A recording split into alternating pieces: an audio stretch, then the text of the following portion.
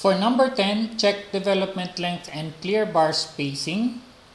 For footing 1, we will be checking in two directions. So, first is along X and then along Y.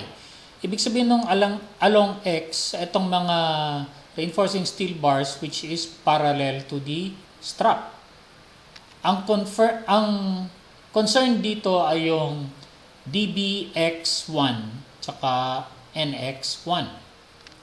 And then, kailangan din nating malaman kung ito ba ay case 1, case 2, or case 3 or edge footing. Dahil critical dito yung length nung maliit na rebar, which is etong LD. I-check natin kung pasok ba itong development length nitong critical length na yan. Ano? So dapat itong actual development length na yan should be greater than the required development length. So to do this, para malaman mo yung actual development length, i-plot mo siya mano-mano using AutoCAD or use your pen and paper, or let's go back to check beam shears kasi dito makikita natin yung value no eccentricities E1 tsaka eccentricity E2.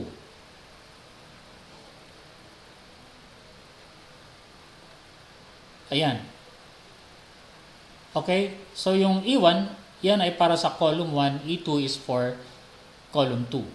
Kasi dito sa development length, kailangan natin yung value ng E1. Dahil dito. Okay? So, to compute your actual development length, this is equal to small L1 all over 2 minus the absolute value of eccentricity minus C1 all over 2 minus clear cover. Dito sa Excel, ito yan. Ngayon, dito sa Excel, it is case 3. Ang column 1 ay edge footing. Kaya, definitely, ang development length mo ay negative value. Kasi, yung column mo, it approaches to the edge. Approaches the edge. Ibig sabihin yung LD, nagiging 0 na. Okay? To the point na 0 siya, minus clear cover, kaya siya naging 75. So in short, we don't need to check the development length dito sa longer side. So ang critical dito yung nandito sa gilid, which kailangan nating mag-provide ng hook pataas. Okay, pataas ng footing. And then next is, let us compute now the required development length LD. So this is the maximum of 3 conditions. Your first is Fy times psi t psi e all over 2.1 times lambda times square root f prime c times dbx1. Ngayon, yung psi t psi e tsaka yung lambda, 1 lahat yan.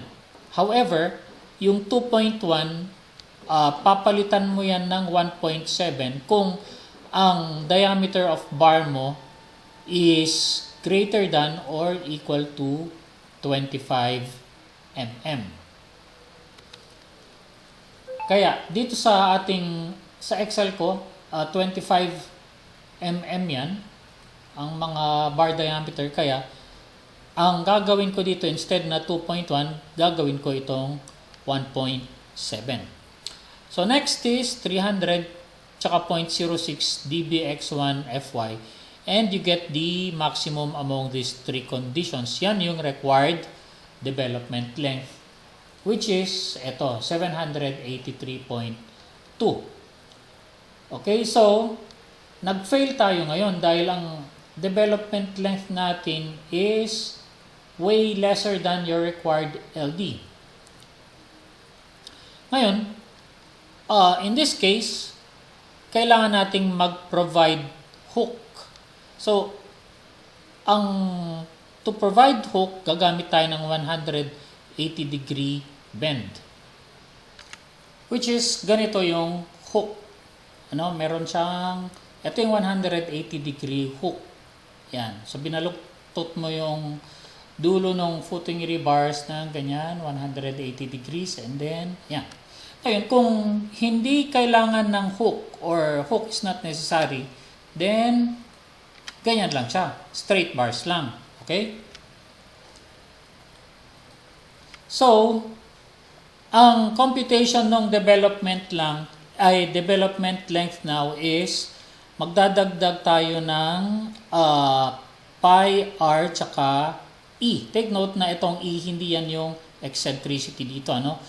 R is equal to 3 times dbx1 if ang rebar natin ay 25 mm or smaller. Ngayon, kung 28 mm pataas, then ang R mo is equal to 4 times diameter of bar. And then yung E is equal to maximum of this R or 65 mm. And you can now compute your LD. Okay? So, dito, meron tayong computation. 235.62 ang new development length with hook. So, let me show you this. Ayan. So, eto siya. Etong J162, yan yung development length, yung kinompute natin dito. Tapos yung D163, eto yung R. Ayan, so times pi times r. So, ito. Plus D164, yan yung E. Okay. So, meron na tayong 740 mm. Ngayon, i-compare natin yan dito sa required development length. Kulang pa rin. So, ang mangyayari dyan ngayon is etong extension na 180 degree bend is tataas na natin siya. Magiging ganito na. Yan. So, tinaas na natin siya kasi susundin natin to. Extend to top of footing. So, ayan. Diniretso natin siya to top of footing. Ngayon, ang naidagdag natin dyan, okay, extend to top of footing is etong dx1. Kaya ang magiging length natin ngayon is LD plus pi r plus e plus dx1. So, ang actual length niya ngayon is now 803.12. Ngayon, yung development length with extension now is eto na yon, yung may letter L na yan. O kaya, gusto mo idagdag mo pa ito.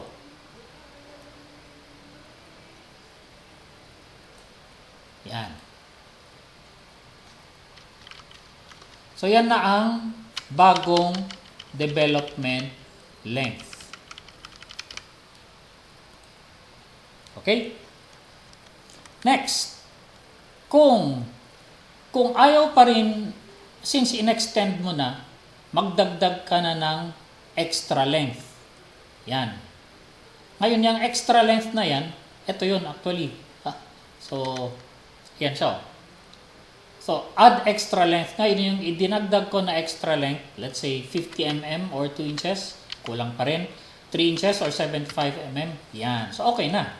So, yung 75 mm na yan, yan yung idinagdag ko na extra length. So, kung i-check natin to ngayon, so that is now yung original LD, which is this, plus, lagyan natin to ng pi. Yan yung pi r plus e plus dx1 plus yung extra length na 6. Yun. Kahit pala wala na siyang extra length, pasok na siya, no? At gawa nung dinagdag ko yung pi. Okay, so that's it for along x. Ayan, so chinek ko lang yung mga equations ko. pi r plus e, kulang pa rin. Then, pi r plus e plus dx1 plus extra length. Let me check. Kailangan pa rin talaga ng extra length na 3 inches. So, ayan na talaga. Next, dito naman tayo sa along y. So, same principle din ang gagawin natin. But this time, ang development length natin ay fixed na, ano? Kasi wala namang eccentricity in the y direction. Kaya ang actual development length natin is yung B1 all over 2 minus C2 all over 2 minus clear cover. So, ayan, fixed na yan. And then, yung required LD, eto siya. But this time, we will be using DBY1. So, same procedure din. I-check mo kung ang development length ay greater than required LD. If that's the case, then no need to add hook. Pwede na yung straight bars. So, ito, yung ULD with hook, nakasulat doon disregard this kasi safe na siya dito pa lang. Ano? And then, kung paano natin ginawa yung footing 1, that is also the same procedure kung paano gawin yung check development length and clear bar spacing sa footing 2. And finally, dito sa number 11 is the check for soil bearing pressure. By the way, ito yung sa footing 2. And then, ito na yung soil bearing pressure. Yan.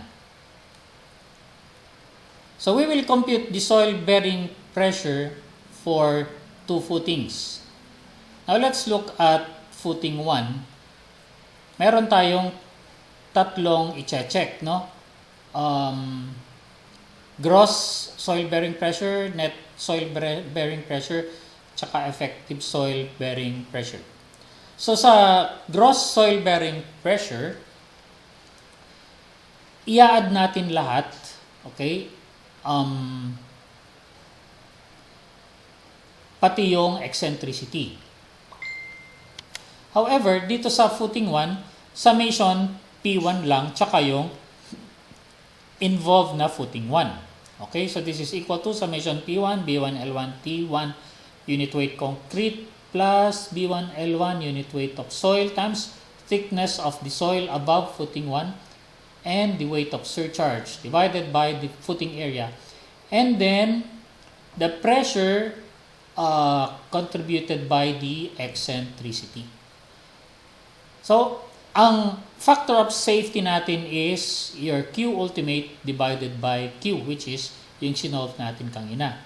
Now, it so happened na for factor of safety, dapat this should be greater than 2.5.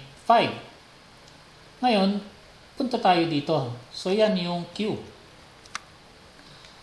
Kung paano ko isinulat dito, eto rin yun. Yan din yun, ano?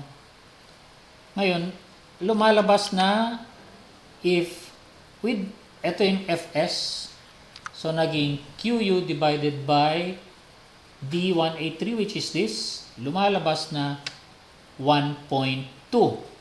Ngayon, kung pipilitin natin ito na maging 2.5, kailangan nating magpalit ng dimension. So, let's try changing the dimension, which is the B1. Yan. Kaya hindi naman natin pwedeng palitan yung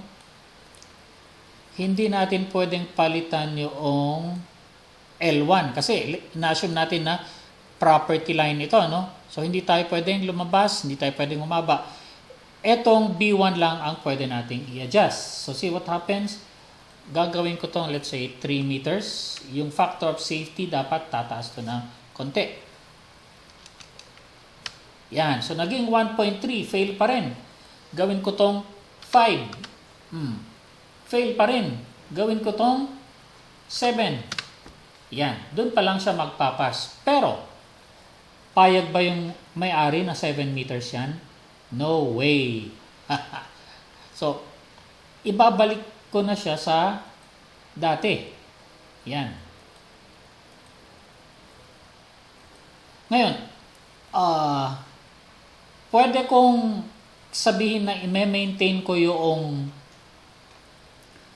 B1 na 2.74 kasi pasado naman siya sa punching shear, pasado siya sa beam shear, pasado siya sa moment, pasado siya sa rebars and everything. Dito lang tayo nag-fail. So, okay na yun. And then next is dito sa net soil bearing pressure, which is this, Q. So, dito naman, summation P1 all over BL1 plus surcharge plus your footing plus yung pressure caused by the eccentricity. Okay, so yan yung Q. And then, yung factor of safety, eto na. I-minus lang natin sa QU yung weight of soil divided by Q. So, this should be greater than 2.5 again. Okay? Pero lumalabas na ang Fs natin ay 1.2. Ngayon, ano ang pwede nating palitan para maayos yan?